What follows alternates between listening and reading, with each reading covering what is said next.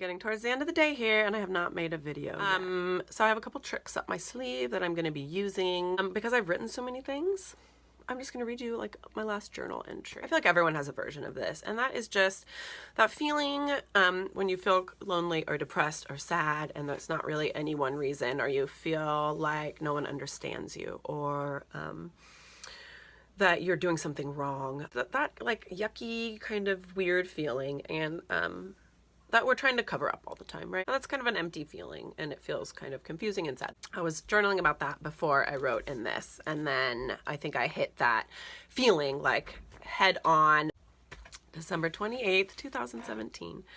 I've become more comfortable with this voided feeling as I have inverted its presence in my life into a positive thing, that of potential. It makes me think of the feeling I get when I'm first in a new environment or habit.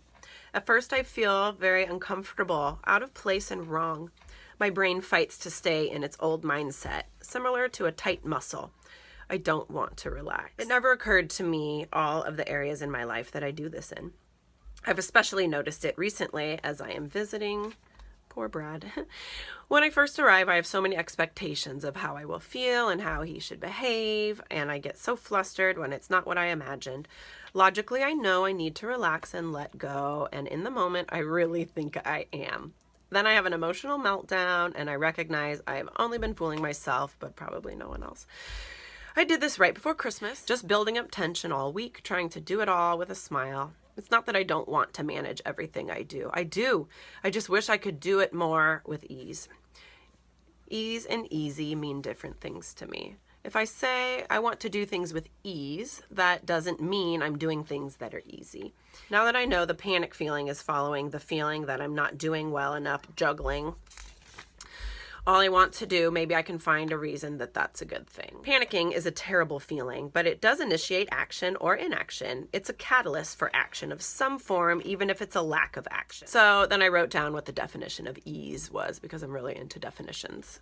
So ease is the state of being comfortable, such as freedom from pain or discomfort, freedom from care, freedom from labor or difficulty, freedom from embarrassment or constraint, naturalness, an easy fit, relief from discomfort or obligation. So then I wrote down the definition of panic just to kind of see what that is too. Panic is a noun, sudden uncontrollable fear or anxiety, often causing wildly unthinking behavior. Panic and ease are opposites, and panic forces a state of unthinking. It would seem that the quality of these actions are emotionally charged and both end with a no thought process. I can't quite find the words to explain that precisely the way I am thinking of it, but it's making me feel that the key to being at ease and easy is to get to a state of not thinking about the fears and unknowns associated with becoming different and new feelings.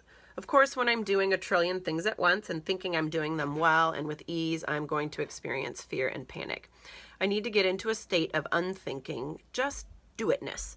So becoming easy and living with an essence of ease means being at ease, with the mind's process of moving into a state of not overthinking, even if it comes on the heels of a meltdown or a panic attack. We need the fear so that we can remember how important it is to move and live with ease. So I think about that a lot, especially with a lot of the things that I want to do in my life, is that I want to do them with ease, but I have to remember that some of these things are new for me and they're not going to be easy. So doing them with ease is just going to come over time with practice. And I think being a little bit comfortable with not quite knowing how things are going to work out, like my videos here. When I was talking to Brad earlier today, he mentioned that a friend of ours has been watching my videos and she was inspired to maybe make her own. Go girl, do it. And my neighbor kind of had the same response too. And I was telling him that I think that that is probably a really, really great compliment because, well, inspiring someone is amazing. I love doing that. And I aspire to inspire. But I think when someone wants to model something that you're doing, it's probably because you're doing it with ease and you're making it look kind of fun and easy. And I've noticed that doing these videos isn't easy, but I am trying to do it with ease, or at least show you the process that I'm taking to get here.